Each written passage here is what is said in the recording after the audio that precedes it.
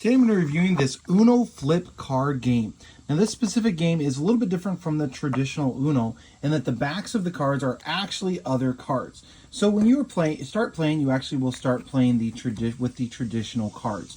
So that's going to be all of these colored cards here, and they have all of the traditional Uno rules. However, when you get to a card that looks like this, then you are going to flip everything over. So the cards you were playing with, the draw pile, the discard pile will all be flipped over. And you can see these cards are going to be a little different than colored. So there'll be the normal Uno card side, and then these cards just have a little bit of a darker color to them. They have the black around the edges rather than the white around the edges. So then you flip over all the cards. But what happens when you flip everything over? Well, you still play traditionally as you do Uno, but there are some different cards that you will play with that have different rules. So this is the Uno flip card.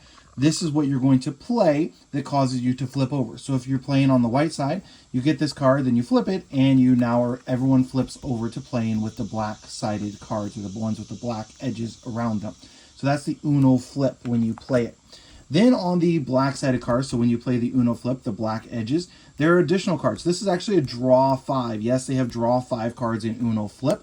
This is actually, again, an Uno flip card, but just for the dark side. So if you're on the dark side, you can then flip your cards back over to the light side as well. This is not a traditional skip card. This is a skip everyone card. So it skips everyone at the table and goes back to your turn.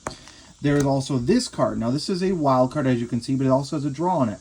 That card specifically means that the person next to you has to continue drawing from the draw pile until they draw the color that you chose the pile to be, even if they have that color in your hand. So say you chose for it to be, let's just go with blue. Okay, so it's a different color, blue. They have to continue to draw cards from the draw pile until they draw a blue. So that's a little bit special as well. Those are really only the special cards. There's also reverse, of course, in here, and traditional wild cards as well. But that is the basic playing style of Uno flip. So it's essentially just Uno until you get these cards, and then you just flip the cards over to play with either the white side, the white ring around the edge, or with the black ring around the edge. So that is Uno flip. Overall, it's a pretty fun game. It adds a new dimension to the game, makes it a lot of fun to play. And also when the cards flip, what they are changes. So say someone has this in their hand, they're expecting to use it on their next turn. If someone plays the flip, now they just have a 3. So what is on the back is not going to be as powerful as what is on the front. So there's something to keep in mind when you are playing. So this draw 5 is actually, when you flip it over, is only a 3. So you kind of have to pay attention to what's on both sides of your card. So if somebody plays a flip, you don't want to get rid of this, as you might have a draw 5 in your hand instead.